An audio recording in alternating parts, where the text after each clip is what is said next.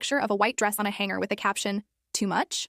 And for a second I actually smiled because it looked like one of her usual spirals about some fundraiser or themed dinner or weird life is short, wear silk phase she was always going through. Then I noticed the date at the top of the screenshot. It was the date of my anniversary. 10 years. 10 whole years with the man I had built my adult life around.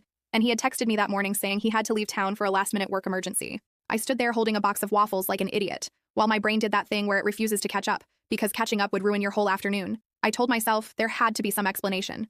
Maybe she was asking for an opinion before buying it online. Maybe she was making a joke. Maybe he really was out of town and I was just turning into one of those suspicious women who read too much into timing. I wish I could say my instincts kicked in and saved me right there. They did not. My instincts, historically, had terrible taste in men and way too much patience for women who confused cruelty with honesty. Her next message came almost immediately. Wrong person? Sorry? Then she unsent the picture. That was the moment my stomach dropped.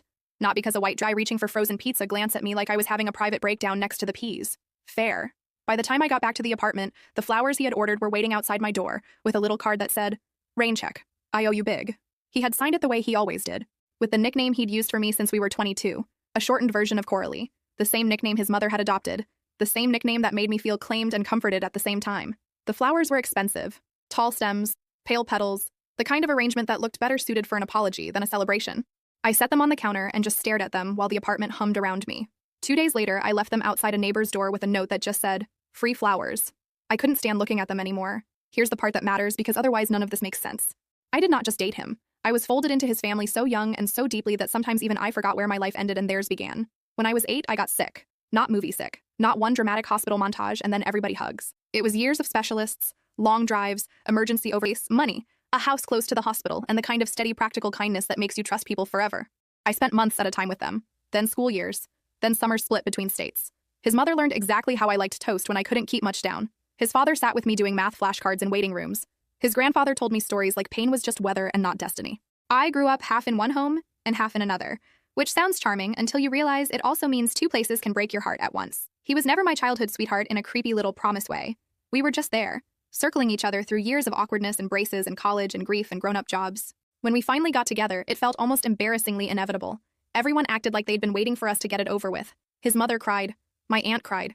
His grandfather said, "Well, took you both long enough." And that was the family version of a standing ovation. Then there was my best friend, the one with the dress photo. We met in our late teens when I was trying hard to become the kind of woman who looked uncomplicated from the outside. She was magnetic in a very polished, exhausting way, checking for tenderness. My clothes, my posture, my apartment, my job, the way I laughed too loud when I got nervous, the fact that I still cried during hospital scenes in movies because apparently my body loved humiliating me in surround sound. Still, she was there through a lot. Through breakups before him, through my bad apartment with the leaking ceiling, through my aunt's surgery, through the long middle years when everyone else got married or moved away or turned into people who meant to call. So I kept explaining her to myself. She's blunt, she's insecure, she doesn't mean it like that. I was loyal in that self-destructive way women are taught to call maturity. A few months before the anniversary, she got diagnosed. Terminal, aggressive, not much time.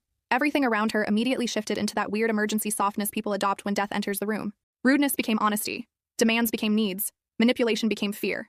She cried and everybody rushed closer. She wanted company and people canceled plans. She wanted distraction and dinner tables rearranged themselves. I'm not proud of this, but part of me felt guilty for the part of me that was tired. Suddenly, she needed help organizing paperwork. She didn't want to be alone after hearing bad news. Her apartment felt depressing. Could he bring soup? Could he sit with her? Could he drive her because she was too exhausted?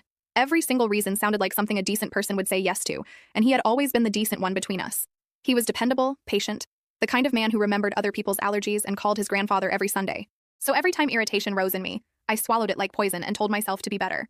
That night, I heated up leftover pasta, sat on the kitchen floor with the flowers still glaring at me from the counter, and told myself I was not going to become the woman who made another woman's illness about herself. That lasted until almost midnight, when my phone lit up again and she sent me a photo she definitely did not mean for me to see. This one stayed on the screen long enough to ruin my life. He was in it, not blurry in the background, not maybe him if I squinted. Him, his hand on her shoulder like it belonged there. Her face turned toward him with that bright, satisfied smile I had seen after every small victory she'd ever collected. There were candles behind them, glasses on a table. She was wearing that white dress, those women who could go organize evidence in neat little folders while my heart was falling through the floor. He didn't answer. I called again, straight to voicemail. I called her. Nothing. I sat there on my kitchen floor with my thumb hovering over the screen like maybe a third call would magically produce honesty, and the dumbest thought in my head was not they're having an affair. It was this is real. That's the thing I hate most, even more than betrayal. The public part. The humiliation. The idea that this had been happening right in front of me while I kept smiling. He came home the next morning around 8 carrying coffee and a boxed watch like he was starring in a commercial for men who think money is a personality trait. He looked wrecked enough to be convincing if I hadn't already seen the picture. His hair was messy, his shirt was wrinkled, his voice soft. He kissed my forehead and said, "I'm sorry, baby. It turned into a nightmare. I wish I had thrown the coffee in his face." I did not. I stood there in old sweatpants and let him hand me a cup like a hostess accepting a gift from a guest she secretly hates. "What nightmare?" I asked. He started talking fast, not exactly lying, which in some ways made it worse. She'd had a bad night. She spiraled. She'd watchbox on the table and pushed it toward me. I know this is awful timing. I know I messed up. I opened it because at that point my dignity had apparently left the building. It was beautiful, expensive, and almost identical to one she'd shown me months earlier. She'd claimed some mystery man bought it for her but then refused to say who, which I'd taken at the time as one of her usual little dramas. I closed the box and slid it back across the table. "Give it to her," I said, since it was clearly meant for her anyway. I asked him where he was at 10:32 the night before. He blinked. "What?" "10:32, I said. "Where were you?" He went still in a way that told me everything before he answered. "With her? Celebrating what?" His face did something complicated then. Not panic, exactly. More like irritation that I was forcing the conversation too early, before he'd decided which version I deserved. "It wasn't like that." I laughed. I couldn't help it. That's the sentence men say right before it is exactly like that. He sat down at the table and dragged both hands over his face. He looked exhausted and guilty and sincere, which is a terrible combination because it makes you want to rescue the— Actually, I saw too. That was when he really looked afraid. Not because he had betrayed me, because he'd been caught too soon to prepare a better story. He started with half-truths. They had dinner. She wanted to dress up. She'd been talking about all the things she'd never get to do. He'd tried to cheer her up. She'd had too much wine. It got emotional. She'd said dramatic things. He was just trying to keep her calm. "Did you sleep with her?" I asked. He didn't answer quickly enough. That was it. That was the moment the room changed shape. You can survive a lot when everything is still vague. Once it becomes concrete, your body knows before your mind does. My hands started shaking so hard I had to put them against the counter. I could hear the refrigerator humming. I could hear somebody outside dragging a trash bin down the hall. It was the most ordinary morning in the world, which felt offensive. He stood and came toward me, and I backed up so fast I hit the oven handle. He stopped. "It happened once." I said. "You really picked our anniversary for that?" His whole face twisted. "It wasn't planned."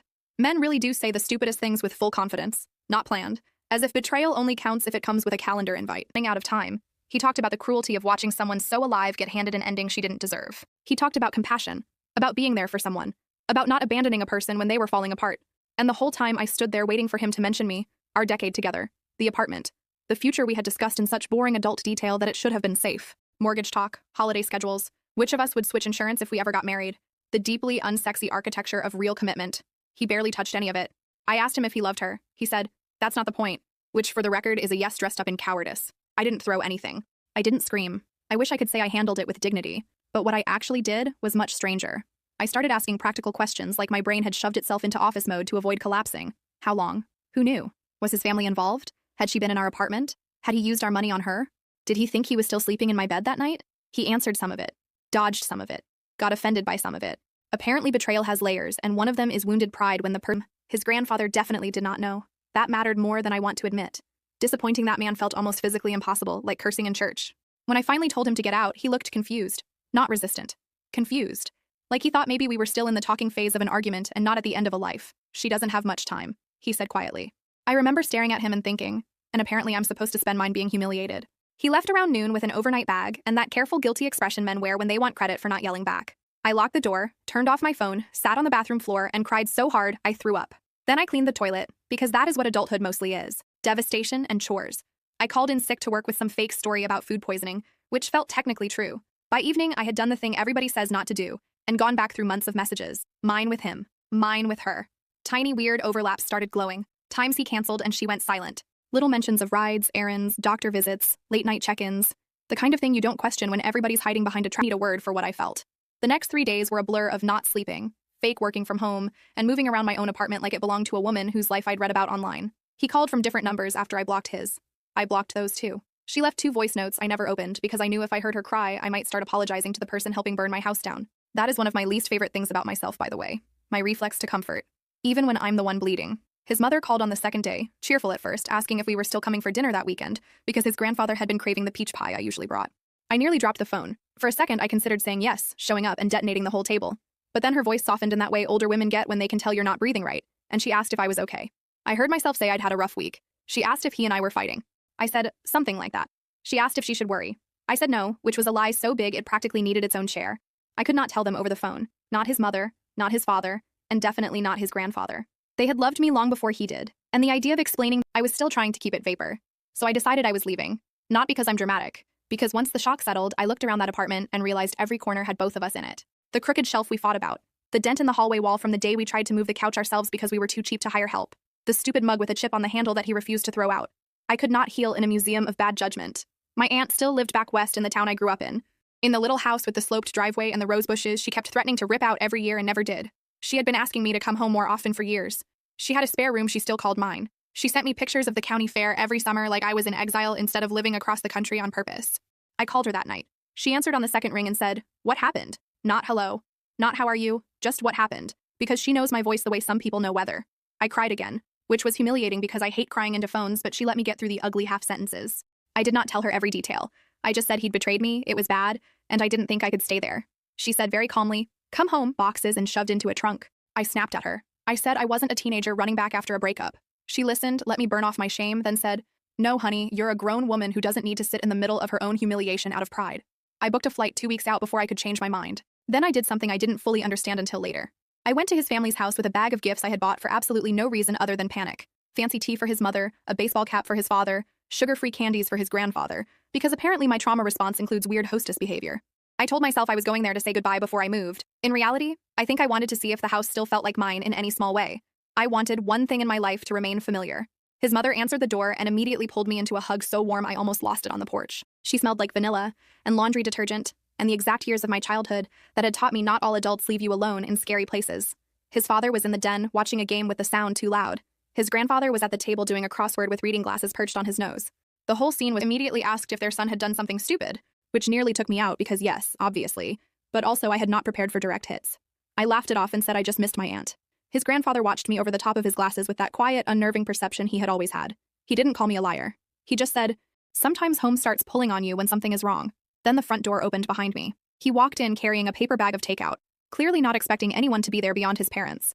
When he saw me, he stopped cold in the doorway. Then he recovered, because men like him always recover just enough to make you doubt yourself. His mother stood from the table. His father turned from the den. His grandfather didn't move, just watched over his glasses. "What's going on?" he asked, looking between all of us. His father said quietly, "You tell us." The bag in his hands crinkled as he set it on the entry table. He looked at me, then at his mother, and realized this was not a friendly family dinner. She knows," his mother said, and her voice cracked on the word.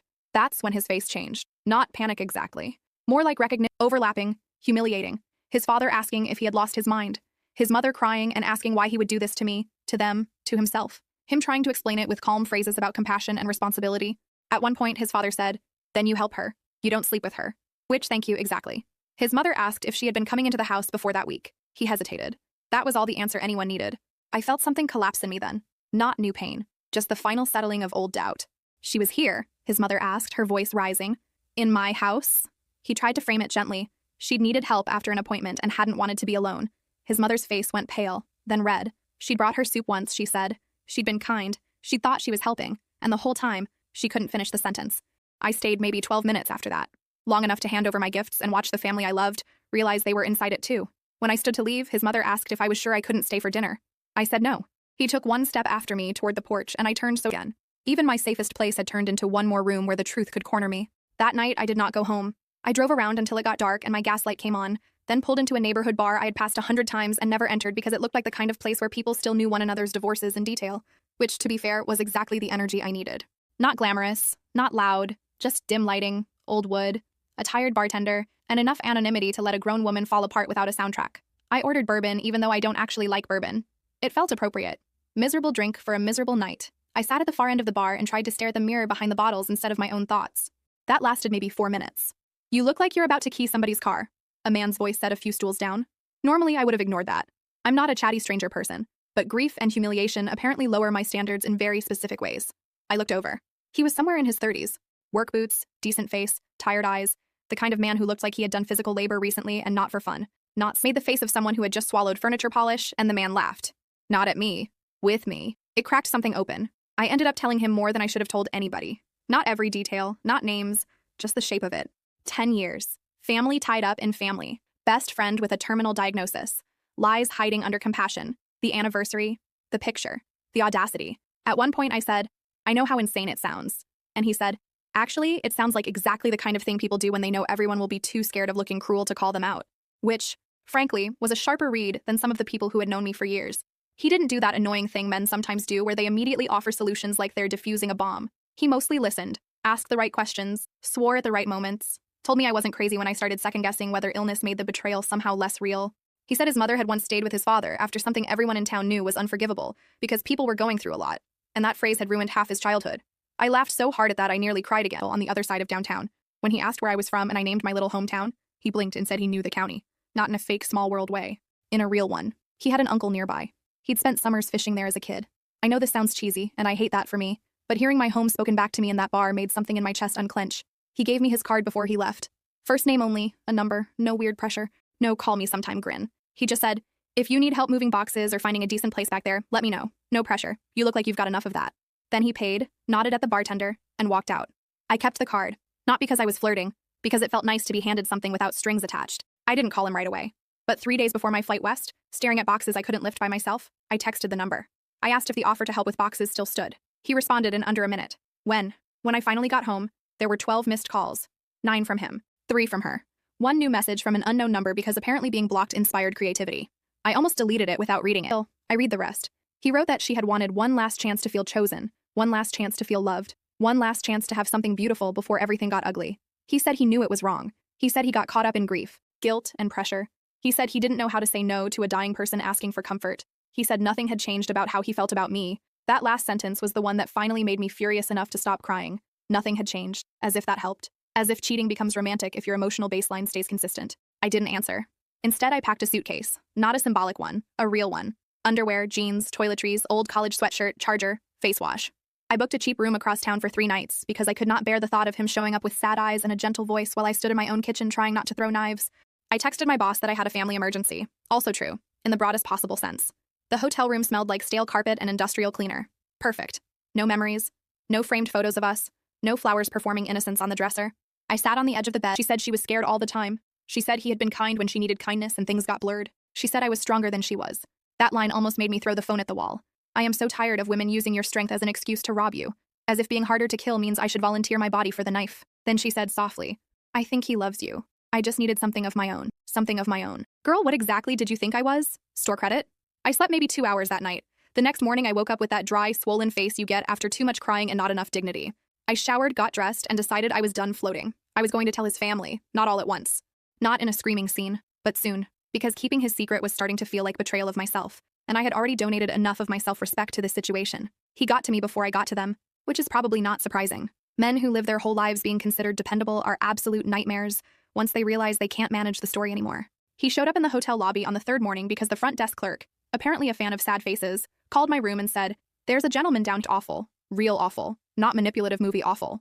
Red eyes, stubble, shirt from the day before.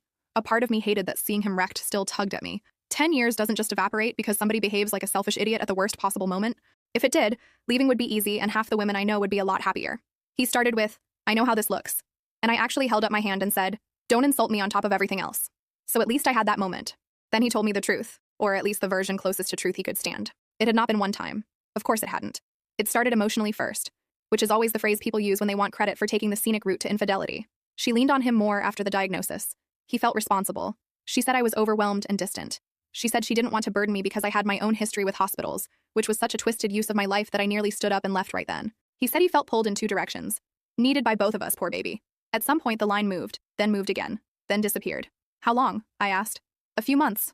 I laughed in his face. Through spring birthdays, family dinners, canceled dates, grocery lists, our lease renewal, my aunt sending us a holiday gift basket addressed to both of us like we were still one unit anyone should invest in. He reached for my hand and I moved it before he got there. Please, he said, please just hear me out. So I did, mostly because I wanted to know how stupid he thought I was. He told me she had become obsessed with the idea that she was going to die without ever being truly loved. He said she talked about regret constantly. About time running out. About being the one left out while I always got the home, the family, the loyalty. Apparently she had spent years quietly keeping score with my life, which did not exactly come as breaking news. He said he thought he could help her without destroying us. Again, poor baby. He really had built himself a whole heroic fantasy where everybody got what they needed and I stayed nicely in place, grateful for scraps and context. When he said, I never meant to replace you, something cold settled over me. Replace me? I repeated. You thought this was better?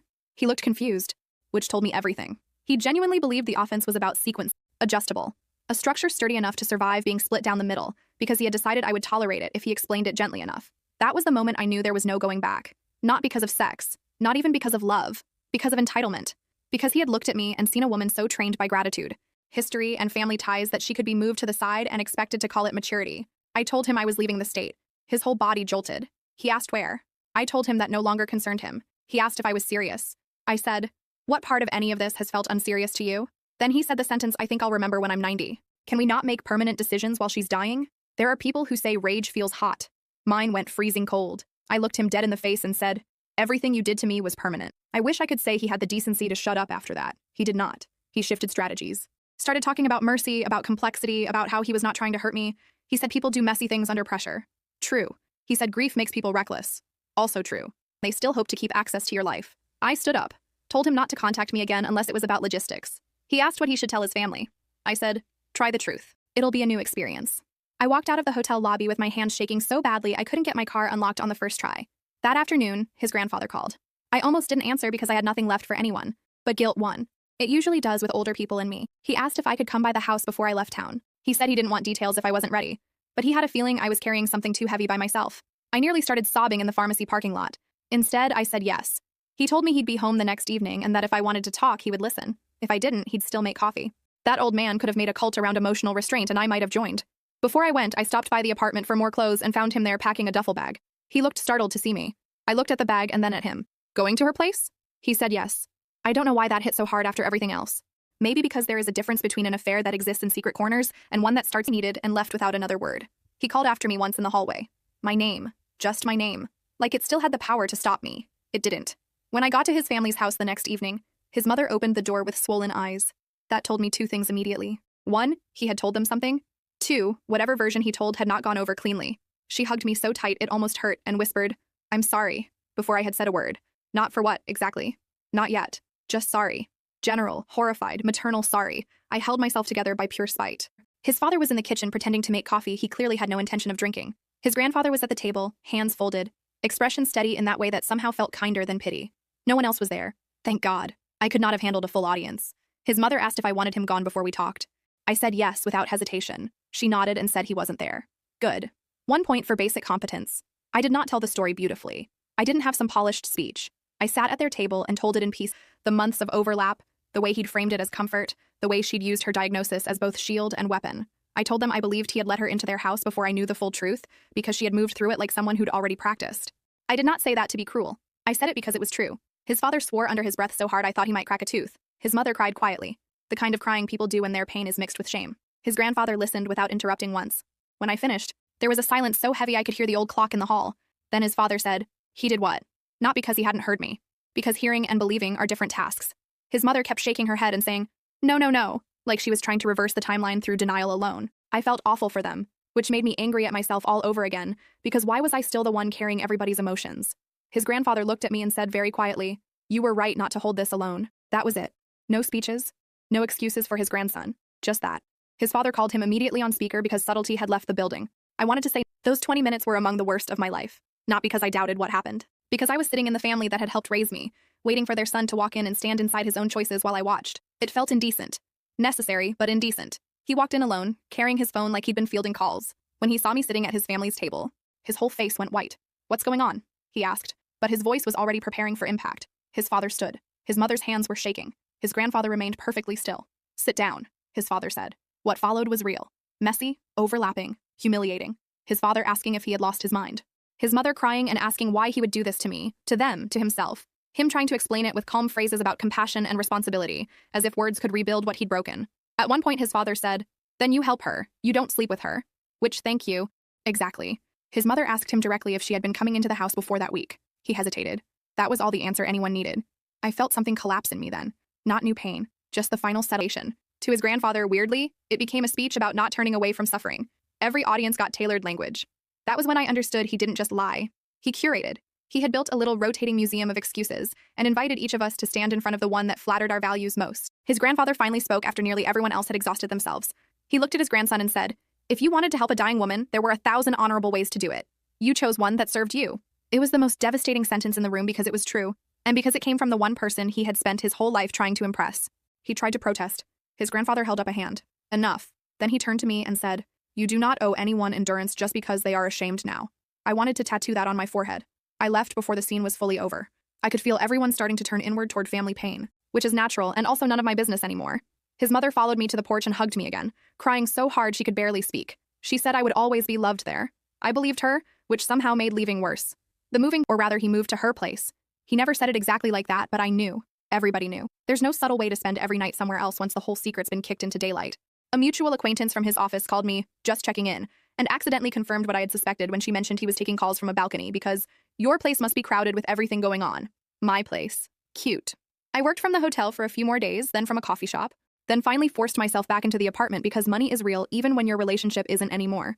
My boss was surprisingly decent. She didn't ask for details. She just looked at my face on a video call and said, "Take what time you need, but please remember basic hygiene and food are not optional." That level of practical compassion almost made me cry harder than any grand emotional speech could have. My aunt mailed me a box before I even landed out west. Not because she's psychic, because apparently she heard I'm coming home and took that as a project. Inside were old towels, 2 sets of sheets, a little note that said, "For your first nights until you figure out what you want to keep," and a recipe card for the apple followed by, "I miss talking to you," or, "The utility transfer is scheduled for Tuesday," followed by, "I hate that this is happening like this." I finally wrote back, "Stop attaching feelings to bills. Petty? Yes. Effective? Also yes." He stopped for almost 48 hours. Then came the message that made me understand the full scale of his entitlement. It arrived from yet another new number because apparently boundaries to him were like decorative throw pillows. He wrote that once things settled, maybe we could talk about what our relationship looked like going forward, because what he had with her was temporary by circumstance, but what he had with me was foundational. Foundational. I sat there at my desk at work, staring at that word while a spreadsheet glowed on my screen like I was a person with ordinary concerns. I called him immediately, which again was not strategic, but sometimes shock outruns wisdom. He answered on the first ring like he'd been waiting. I said, "Did you just suggest keeping me as what, exactly?" He started with, "That's not what I meant," which is usually how people begin when it is exactly what they meant. Then, unbelievably, he clarified. He said he wasn't asking me to be second, fear and mortality, but I was his real home. I actually said, "Are you hearing yourself?" He kept going. That's the wild part. He genuinely thought he was presenting nuance. That if he used enough mature-sounding words, I would be flattered by being positioned as the permanent one while he played tragic caretaker to my dying former best friend. He had built an entire emotional duplex in his mind and expected me to compliment the floor plan. I told him very calmly, because calm is scarier than screaming when you mean it, that he had not betrayed me when he slept with her. He betrayed me when he assumed I would accept being rearranged around his guilt. Then I blocked that number too. I spent that night wrapping dishes in newspaper and laughing to myself in this mean little way that probably would have worried a healthier person. Sometimes it's either laugh or smash plates. I needed the plates. His mother called the next morning to ask if she could help me pack. I said no at first. She said she understood. Then she said, "I'm asking for me too." So I let her come over that afternoon. Packing with the mother of the man who blew up your life is bizarre. She folded towels while apologizing in spirals. For him. For not seeing it sooner. For bringing my friend soup once. At one point she found an old photo of me in high school tucked in a recipe binder on the shelf. I was at their table grinning with braces and an awful cardigan. She touched the edge of the picture and said, "You were ours before you were his." That one got me. His father did not come help pack, which was probably wise for everyone, but he sent over flattened boxes and bubble wrap and a note in his aggressive block handwriting that said, "None of this was your fault." Brutal. Useful. His grandfather called that evening. He asked when I was leaving. I told him the day. He said he wanted to see me before I went, not for another heavy conversation, just to say goodbye properly. I told him yes. My voice cracked a little, and he pretended not to notice, which was exactly why I loved him. The man from the bar texted once during all this. "You still alive over there?" I laughed, which I badly needed. I said barely. He replied, "That counts." No flirting, just presence. The truth about leaving a long relationship is that everybody suddenly becomes obsessed with your healing in ways that are both sincere and deeply annoying. Some people wanted me noble. Some wanted me devastated. Some wanted me wise already, which was in some grocery lists and advice about setting up utilities in a new place. His mother sent me too much food. He sent nothing for 3 blessed days. Then I got a call from a blocked number while I was dragging a box labeled bathroom to the front closet. I let it go to voicemail. He sounded wrecked. More wrecked than before. He said she had a bad appointment. He said things were getting worse faster than anyone expected. He said he wasn't calling to ask for anything, just to say he was sorry for all of it, and that he hoped someday I would understand he hadn't been trying to destroy me. I listened to that message twice because there is something almost fascinating about being talked to by someone who still does not grasp the size of what he's done. Destroy is a dramatic word. He thought if he avoided dramatic language, maybe the damage shrank, as if betrayal is only betrayal when someone intended fireworks. I did not call back. 2 days later, he showed up at the apartment building anyway. The doorman knew him from years of normal life and let him upstairs before checking with me, which I now think should be punishable. I opened the door to take out a trash bag and found him standing there in the hall holding himself like a man arriving at a funeral he caused. I actually said, "You have got to be kidding soon." He wanted to see me before I went. He wanted to know if there was anything he could do. I said yes, and when his face changed like hope had entered the chat, I said, "Disappear." That part felt amazing, for the record. Then he saw a man's jacket hanging over the chair inside my apartment and his whole tone changed, not because he recognized it. He didn't, because it was not his. The jacket belonged to the man from the bar, who had stopped by that morning to help me carry down 2 heavy boxes because apparently I have a type now and it's practical men who own work boots. Nothing had happened between us. Still, the look on my ex's face when he realized another man had occupied even 1 inch of air near me was so absurd I almost laughed. "Who's here?" he asked. I just stared at him. The audacity was biblical. He asked again, sharper this time, and then said, "You move on fast when you want to." I honestly think my soul left my body for a second. This man had spent months sleeping with my best friend under the soft glow of terminal illness, and now wanted to imply I was morally slippery because someone helped me lift boxes. He had reached a level of delusion that deserved its own museum wing. I said very quietly, "Get out of my hallways," for the first time, and said, "Leave." My neighbor across the hall cracked her door open. Bless nosy women everywhere. He looked stunned, not because I yelled, because I rarely did, because some part of him had truly believed proximity still belonged to him. He put his hands up and said he just didn't want me making decisions out of anger. I said, "Every good decision I've made this month was made out of anger." Also true. He left then, finally, with that slow, wounded walk men do when they want everyone in the building to know they are not the aggressor. My neighbor fully stepped into the hallway after the elevator doors closed and asked if I needed her to call someone.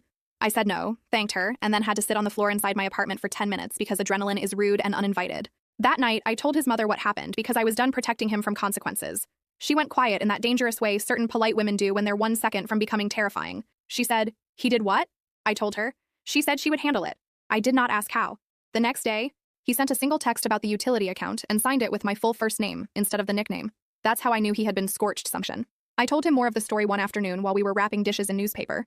He leaned against my counter and said, "So he really thought you'd wait around while he played hospice boyfriend?" I laughed so hard I nearly choked. It was such a terrible phrase and exactly the phrase. I need to be clear. I was not falling in love while my life was on fire. I was surviving. There's a difference. But I also noticed how startling it was to be around a man who did not require me to contort reality to protect his self-image. If he made a bad joke, he admitted it was bad. If he was late, he said why. If he offered help, he meant help. No emotional smoke machine, just a person. That alone felt suspiciously luxurious. The first weeks back were ugly. I worked from my aunt's dining room table, cried in parking lots, and kept waking up before dawn with that horrible jolt, like I had forgotten to prevent some disaster that had already happened. My aunt handled it with coffee, food, blunt observations, and no speeches about growth. She kept saying, "Eat something," or "Stop reading old messages," or "If you cry on my clean pillowcases again, at least rotate them," which helped more than inspirational nonsense ever could. Talk. She just made me move. Slowly, that started to feel like living again. The man from the bar stayed exactly what he had promised to be. Present, practical, no pressure. He helped me find a small apartment over a bakery downtown, carried boxes, and never tried to turn my mess into his opportunity. The first time he kissed me, I burst into tears. He didn't flinch. He just said, "Okay, so your nervous system needs a minute." Like that was the most normal thing in the world. My ex kept trying. New numbers, long apologies, messages about how nothing had changed about what I meant to him. He still thought the relationship could survive if he framed his betrayal as tragedy instead of choice. He wrote that what he had with her was tied to fear, illness, and the end of her life. But what he had with me was the real foundation. And once things settled, maybe we could talk about rebuilding. Rebuilding. As if he had misplaced a piece of furniture and not moved in with my best friend after betraying me. I answered once. Just once. I told him he didn't lose me when he chose her. He lost me when he assumed I would still be there after. Then I blocked that number too. She got weaker fast after that, from what I heard. His mother called sometimes and over the bakery with flour-smelling air drifting up through the floorboards, and felt sadness, anger, relief, and emptiness all at once. Just the end of a person who had known every fragile part of me and still turned my life into a competition she wanted to win. Death did not make her innocent. It also didn't make me feel victorious. It just made everything irreversible. I thought about the version of her I'd met at 19, the one who'd laughed at my jokes and stayed up late talking about futures that felt huge and possible. I wondered when that version started disappearing, or if maybe she'd never really existed at all and I'd just been filling in gaps with hope. I didn't cry for what I lost. I cried for what I'd never actually had. He showed up once after the funeral, full of grief and regret, and this unbelievable hope that now that everything was over, we might somehow find our way back to each other. That phrase alone told me he had still learned nothing. He said he had loved me the whole time. I told him that was not the defense he thought it was and told him to leave. After that, something in me finally went quiet. I built routines. I let the man from the bar become my boyfriend slowly, in daylight, through dinners and grocery runs and arguments about stupid need to make myself smaller so somebody else could feel better. Not that I found some perfect new life. I didn't. I found a real life, better where it matters. I still have nights where a random phrase or a white dress hits me wrong. I still have to remind myself that love is not supposed to feel like being talked out of your own reality, but I know the difference now. And maybe that's enough. I don't think of myself as the woman he left behind, or the woman her dying friend envied, or even the woman who stayed too long inside a story that had already betrayed her. I think of myself as the woman who finally stopped calling endurance loyalty, the woman who left, the woman who went home, unpacked her life piece by piece, and learned that peace can look a lot like a small kitchen, an honest man, a blunt aunt, and a phone that no longer makes your stomach drop when it lights up.